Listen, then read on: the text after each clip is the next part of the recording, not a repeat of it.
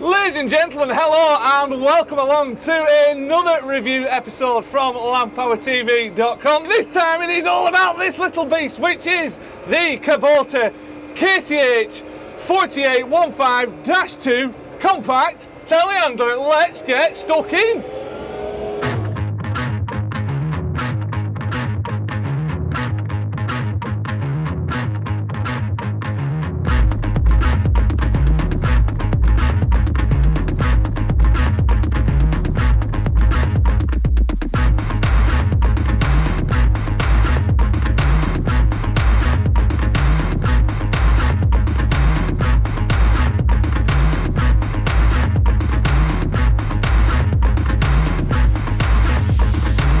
Folks, what have we got for review this time? Well, as I just mentioned a moment ago, this is the new Kubota KTH 4815-2 compact telehandler. So what's the story behind this then? Well, it was launched in 2024 and it pretty much represents Kubota's first effort at doing a telehandler.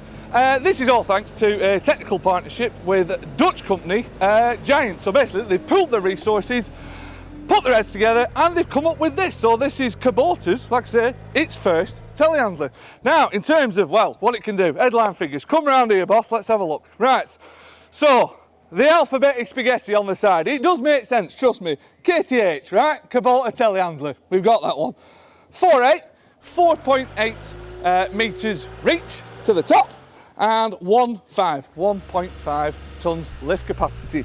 Now, this being Kubota, they are very conservative when it comes to figures. They always put on the side of their machines what they can deliver. They do not overpromise, as I have found out over the past few years. So this, for example, this 1.5 tonnes, well, that's 1.5 tonnes throughout the whole lift range to the actual top. What it can actually do, as it is here, when it's boomed in, fully retracted like this, at this point here, it'll lift about 2.8 tonnes. While we're talking weights, the machine itself, obviously without the attachment, it pretty much has a base weight of about, just shy of 3 tonnes. So as you can imagine, folks, power for this telehandler comes from a Kubota motor. It is a little 3-cylinder unit in there. It's 1.8 litres and it produces 49.9 horsepower precisely.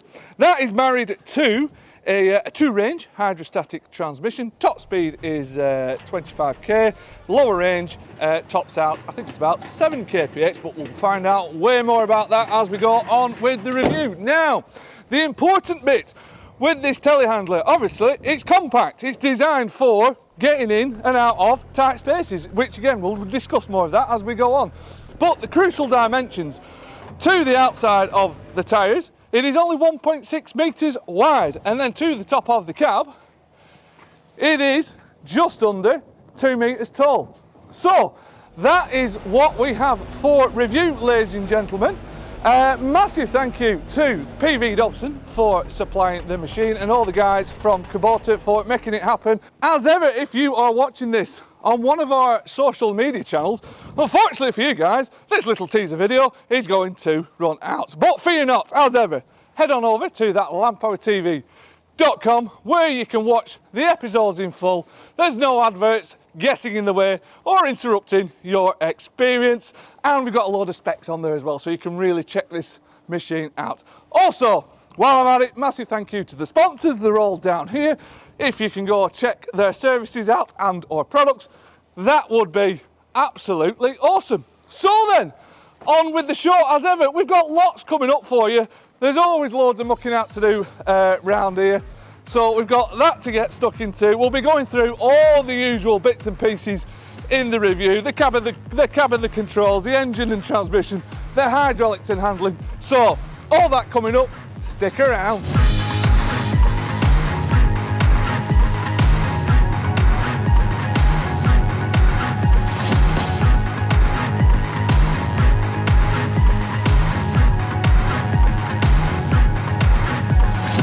So folks, let's get stuck in then with this little telehandler from Kubota, and we'll kick off with a little bit of hydraulics and handling chat while we are mucking out. As I said in the intro, we have, well, she can lift to a reach of about 4.8 metres.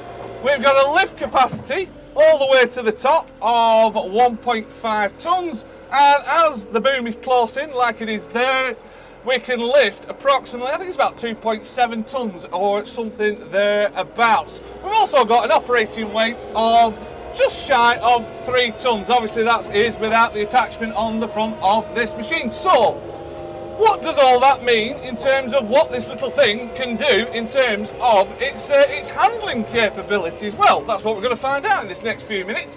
So as we're coming up to the muck heap now, what's the hydraulic speed like? Well, as we're just booming out over here, it is, you know, it's steady away, but you've got to remember, this is a small, compact machine. It's not going to have the big hydraulic pumps that you find on your big telehandlers, you know, like your 140, 150 litre per minute pumps, those big guns. So you might find yourself just kind of adapting to the limits of this machine, but in terms of what it can actually do, I mean, what we're finding so far, I mean, I've only been on it a few minutes this morning because it only arrived at 7 o'clock, so you're learning as I'm learning. But what we're finding so far, she is pretty capable. It's punchy. It's punchy. It's also a bit of fun to drive as well. But in terms of hydraulic response and speed, like in the building, you know, you're doing those close sort of shuttling pieces of work, you know, it's on the money in there. We're getting, you know, decent bucketfuls. We're off back up the yard, nimble as anything. We'll get onto that in a minute. But yeah, we're coming back up to the muck heap now. Up we go, pull back on the stick.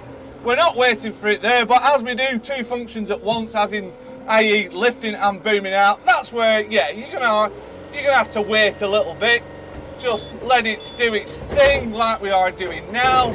But like I say, you've just got to sort of manage your expectations with a machine of this sort of size. But like, you know, once you come away from the midding, you can be retracting your boom as you're driving back to the building like this. So as we're doing these little runs around the yard, you do have time to, well, you know, you've got enough time to give the machine time to do its thing. I would say you're probably going to be waiting more